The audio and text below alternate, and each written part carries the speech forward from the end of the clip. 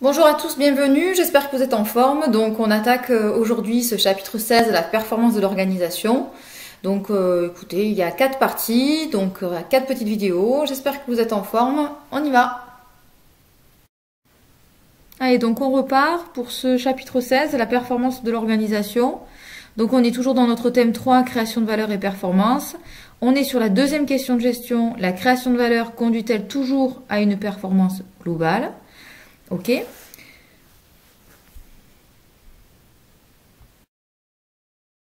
Donc le sens de la leçon, que ce soit une entreprise privée, une association, une entreprise ou administration publique, de nombreux acteurs créent de la valeur qui prend différentes formes permettant de qualifier la performance de l'organisation. La performance globale résulte d'un équilibre entre ces différentes dimensions, organisationnelle, commerciale, financière, sociale et environnementale. L'analyse de la performance de l'organisation doit être envisagée dans ces différentes dimensions. Il convient de mesurer les différentes performances à l'aide d'indicateurs pertinents dans une optique comparative et évolutive. D'accord? Donc on va vraiment voir les différents types de performances dans une organisation.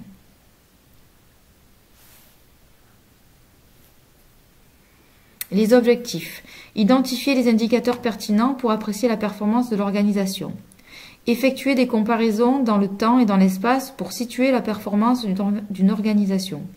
Repérer dans une organisation en quoi les aspirations des différents acteurs peuvent constituer des contraintes et ou des opportunités dans la recherche de la performance. Dernier objectif, percevoir le caractère potentiellement contradictoire des différents types de performances.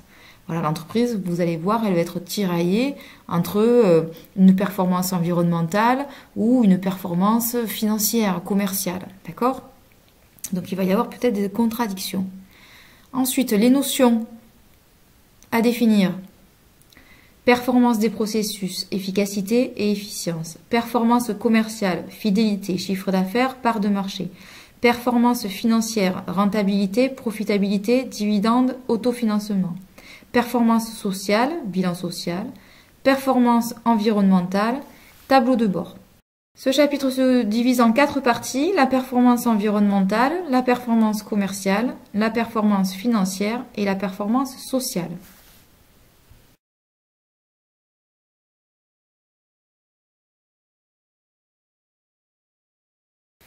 Ok, donc on est sur la page d'ouverture, page 223. Donc je vous laisse prendre connaissance de la mise en situation, vous lisez les 3 petites questions et ensuite on se retrouve juste après.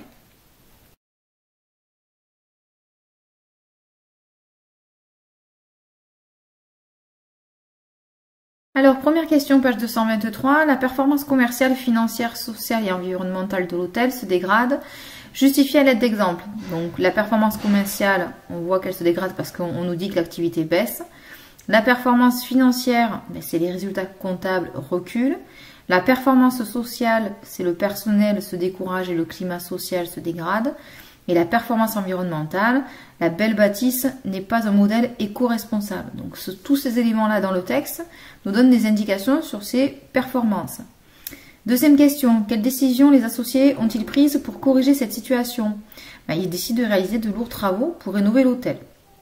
Enfin, troisième question, selon vous, peuvent-ils améliorer la performance de l'hôtel alors que les investissements sont très coûteux? Les investissements sont très coûteux, mais devraient avoir des impacts positifs sur l'entreprise sur plusieurs années. Ils peuvent être le déclencheur à l'amélioration de plusieurs aspects de la performance de l'entreprise.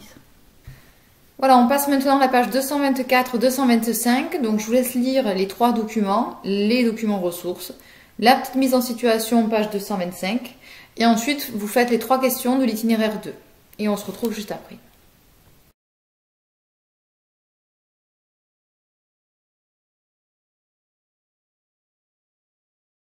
Alors sur notre première question, repérer les efforts entrepris par les responsables pour améliorer la performance environnementale de l'hôtel. Donc pour répondre à cette première question, il fallait citer les documents 1 et 2. Donc on a plusieurs axes, d'accord? L'axe haut, avec un changement des matériels, régulateur, douche, système de récupération des eaux, et une sensibilisation des clients et des salariés. Ce sont des gestes quotidiens à adopter. Concernant l'énergie, les panneaux solaires, isolation, serrure à carte. Les déchets, tablettes numériques à la place des documents papier, système de tri des déchets, Climat, jardin sur le toit, achat dans l'environnement proche, voiture électrique, produits labellisés, distributeurs rechargeables. Et à cela doivent être associés des gestes, d'accord, des habitudes de la part des clients, mais aussi des salariés de l'hôtel. Deuxième question, préparer des données chiffrées pour mesurer les progrès accomplis, commentés. Donc là, en fait, vous reprenez simplement les données que vous aviez dans le document 3, d'accord? Et ensuite, il suffisait simplement de donner une note à ces nouvelles consommations de l'année N. Donc pour la consommation d'eau, on voit qu'on est à 190. Si on se réfère au tableau de notation du document 2, on voit que la note à attribuer, elle est de 0,4. D'accord? Pareil pour toutes les autres lignes, consommation d'énergie, on est à 19 de consommation, ce qui correspond à une note de 0,8. 0,8 en quantité de déchets, 1 sur le climat et 1 sur les produits écolabellisés. Ensuite, vous calculez le taux d'évolution. Donc le taux d'évolution, c'est valeur d'arrivée moins valeur de départ, divisé par la valeur de départ que l'on multiplie par 100. Donc pour la consommation d'eau, on prend la valeur d'arrivée, c'est-à-dire 190, moins 289, divisé par 289, multiplié par 100, et on obtient une évolution de moins 34,3%. On fait exactement le même calcul pour les trois autres lignes, énergie, déchets, climat. D'accord?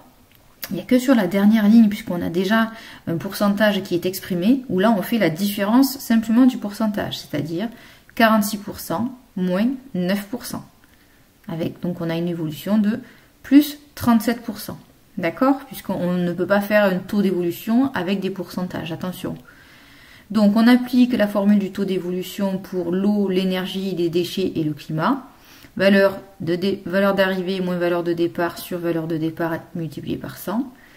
Et pour la dernière ligne, on fait simplement la différence entre 46 et 9% pour trouver notre taux d'évolution de 37%.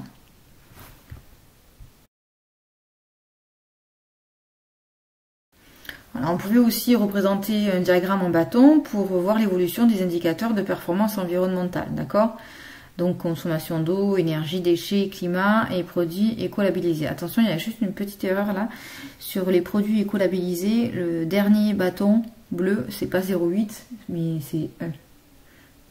C'est 1 et pas 0,8. Voilà, il y a une petite erreur sur le diagramme. Voilà, donc pour conclure, au vu de ces chiffres, on voit que l'entreprise a fortement amélioré sa performance environnementale. Elle est passée de 1,8 sur 5 à 4 sur 5. Donc les efforts, ils ont été répartis sur les 5 axes. Le progrès le plus remarquable porte sur l'impact sur le climat. Donc l'entreprise, elle doit encore pouvoir améliorer sa performance en matière de consommation d'eau. Ces petits progrès s'expliquent par le fait que seulement 20% des chambres ont été refaites à ce jour. Elles devraient toutes être rénovées l'an prochain. Donc forcément, les progrès vont ensuite perdurer et s'améliorer en fonction de la rénovation des chambres qui vont se poursuivre.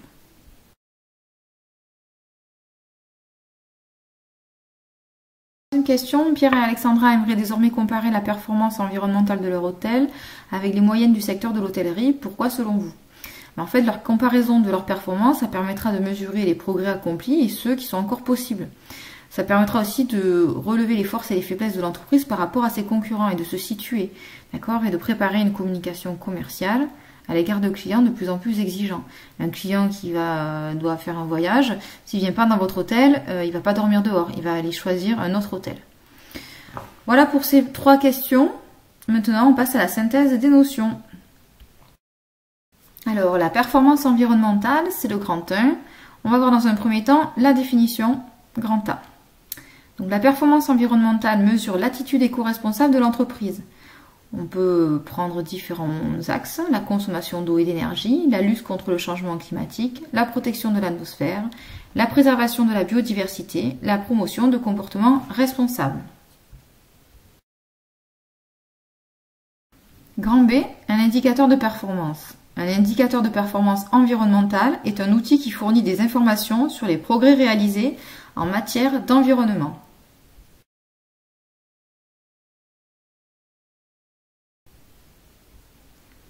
Voilà, donc on a fini la première partie de ce chapitre. On se retrouve dans la prochaine vidéo pour faire le grand 2.